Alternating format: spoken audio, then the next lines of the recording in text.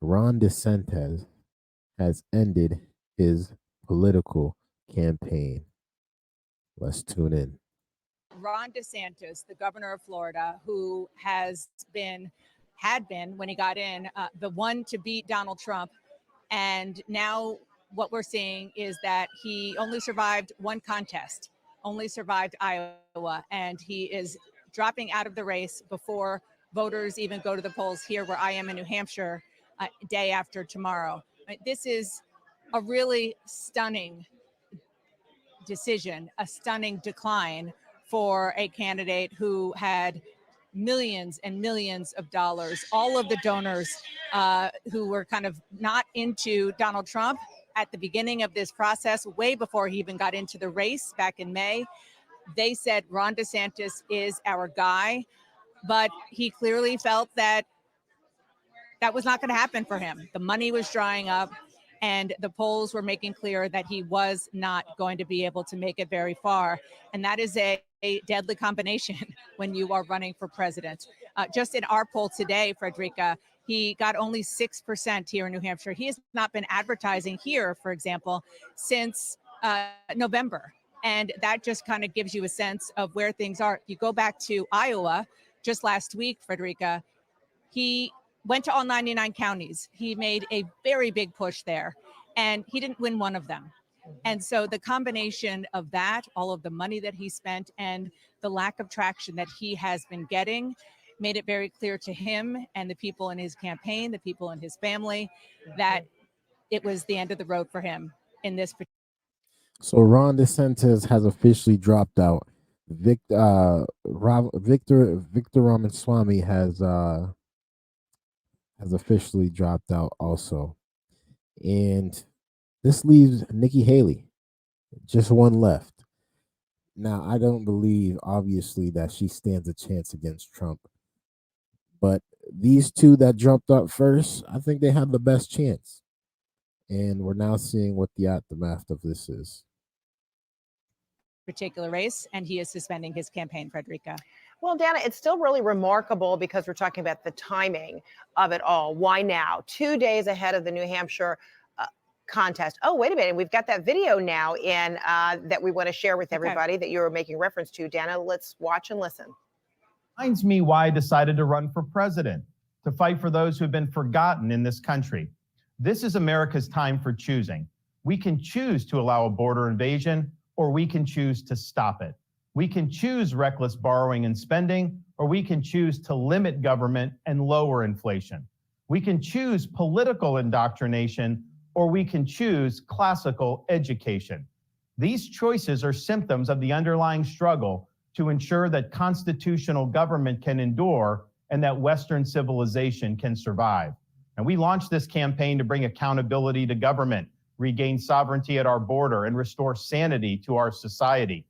We cannot succeed as a country if we allow our nation to be invaded, our currency to be debased, our cities to crumble, and our kids to be indoctrinated.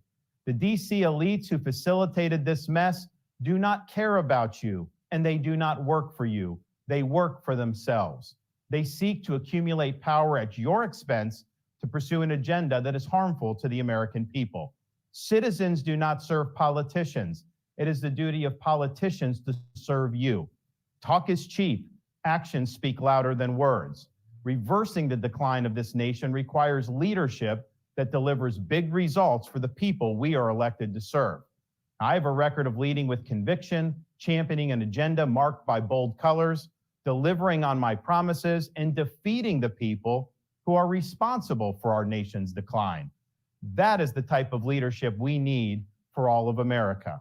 Now, over the past many months, Casey and I have traveled across the country to deliver a message of hope, that decline is a choice, and that we can, in fact, succeed again as a nation. Nobody worked harder, and we left it all out on the field.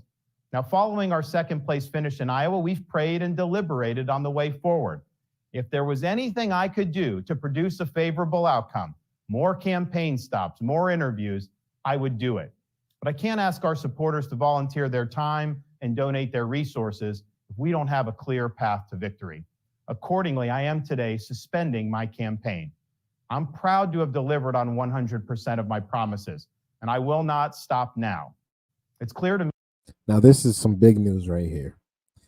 DeSantis is suspending his campaign, and now that leaves one person left. Who do you guys think is going to be the VP if Trump does win? Who are you guys? Who are you guys going to put in there?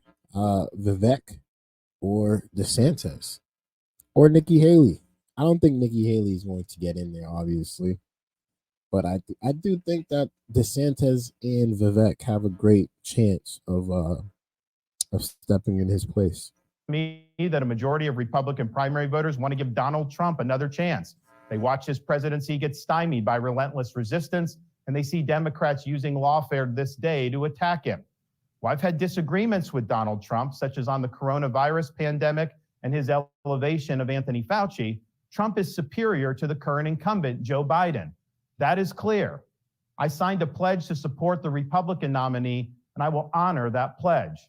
He has my endorsement because we can't go back to the old Republican guard of yesteryear, a repackaged form of warmed over corporatism that Nikki Haley represents.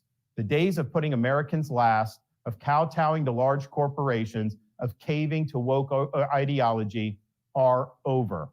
I thank all of our passionate supporters who have stood by us through it all. That we had people volunteer to come to Iowa in the middle of a blizzard to knock on doors and make phone calls touched us dearly. No candidate had more thrown at him, but no candidate had so many committed volunteers and staff. Finally, I want to thank my wife, Casey, and our kids, Madison, Mason, and Mamie. Casey's gone far above and beyond in her support for our campaign and for our cause. She's not only a great wife and mother, she's a great American who cares deeply about the future of the country that our kids will inherit. Our kids have seen and done a lot on the trail, from playing on the famed Field of Dreams baseball site in Iowa to making their first snowman in New Hampshire. They are one of the reasons we fight so hard for what we believe in. Winston Churchill once remarked that success is not final, failure is not fatal, it is the courage to continue that counts. While this campaign has ended, the mission continues. Down here in Florida, we will continue to show the country how to lead. Thank you, and God bless. All right. I do wish DeSantis luck. I do wish him the best. I feel like he has a good heart and he has the right mindset that the people are actually looking for. But some of his ideologies, a lot of people still don't agree with, and I think that's why he fell short, and I think that's why he ran out of money, because the supporters realized that there's only one guy that can get our message across, and that is Donald Trump. And now everybody is joining forces together just to make sure that the Republicans have the biggest chance of winning this next election. And it's the right way to do things. If you can't beat them, join them. So if you're just now joining us, that is a video where Florida Governor Ron DeSantis now announces that he is suspending his campaign for the GOP nomination in his path to the White House. He says, we don't have a clear path, but at the same time, he also said Trump is superior to President Biden. So clearly he's throwing his support behind Trump, who, in every indication through so much polling, that he is still the leading figure in the race for the nomination of the GOP. And so just a couple days ago, you heard Nikki Haley saying it's a two-person race, and so it is now. Dana Bash back with us now. So we're hearing with some clarity there from Ron DeSantis that he's out. Nikki Haley, you got 24 hours. This is coming from the Trump side. You got 24 hours to bow down. If you don't bow down, forget about it. Your chances of being VP is out the window. Bow down now, Nikki Haley, and call it a day. He had some real criticism for government still works for itself, not for you. Yet even with that criticism of government, he is no longer on the path to try to promote some sort of change with him in the White House. But, it's still curious as to why he made this decision now, when immediately, even after a poor showing in Iowa, he goes to South Carolina, and then he comes to New Hampshire today for at least one campaign event, canceling on television appearances, and now has this very constructed television announcement that he has suspended the campaign. So what happened in between all of this? Well, I've just been texting. Well, first of all, I should just give you a little bit of context. I am currently at an event. Nikki Haley, I'm not sure if you can see or hear her behind me, but I am with Nikki Haley right now in New Hampshire. So it's a bit surreal. They delayed the start of this event, it seemed, as they were consuming and digesting the news that Ron DeSantis was in fact suspending his campaign. And now it is Nikki Haley and it is Donald Trump. They are the ones on the Republican side of the ledger who are on the ballot here. I mean, DeSantis will likely be on the ballot, but for all intents and purposes, it is a race between them, even more so now. To answer your question, as we were listening to that video, Fred, I was texting with a DeSantis source who said that right after he was in South Carolina yesterday, he went back to Tallahassee, back home to Florida, met with his family, they talked, and decided that this was the best course. Because I think you were alluding to this, the plan, at least what the campaign had told everybody, was that he was on his way here. He was supposed to be here for an event tonight in just a couple of hours. And obviously he is not coming here, and that is not happening. What you said, Fred, about the idea that even though he did so poorly, he did not win one county in the 99 counties of Iowa. He still went to South Carolina, still came here, went back to South Carolina. The question that you asked, a very good one, is why? My experience in covering these processes, these primaries. DeSantis never had a chance, clearly. He never had a chance, especially in Iowa. I wonder how he would have done in New Hampshire, though. But I guess we'll never find out now because he dropped out. But let's continue. Particularly when it is sort of within the party, the early process, the nominating process.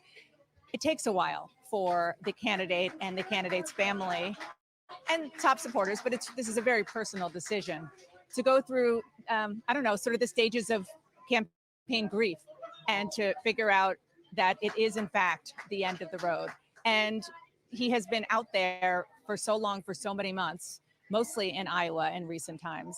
And it takes a while for this kind of thing to sink in. It is not unique to Ron DeSantis to not figure it out, or at least to come to terms with it, the day after or even the night of. And so that is what has happened. Now, I will say, you mentioned this, Fred. DeSantis was supposed to be on my show this morning on State of the Union and also on Meet the Press on NBC. They canceled last night or last evening. They said it was for logistical reasons. His campaign is insisting that it was still the case, that he hadn't decided until this afternoon. We'll take them for their word on that this was a decision that he and his family came to while he was home in Florida after leaving South Carolina, Fred. Tomorrow. That was great. Hey, good luck. Good luck to Ron DeSantis.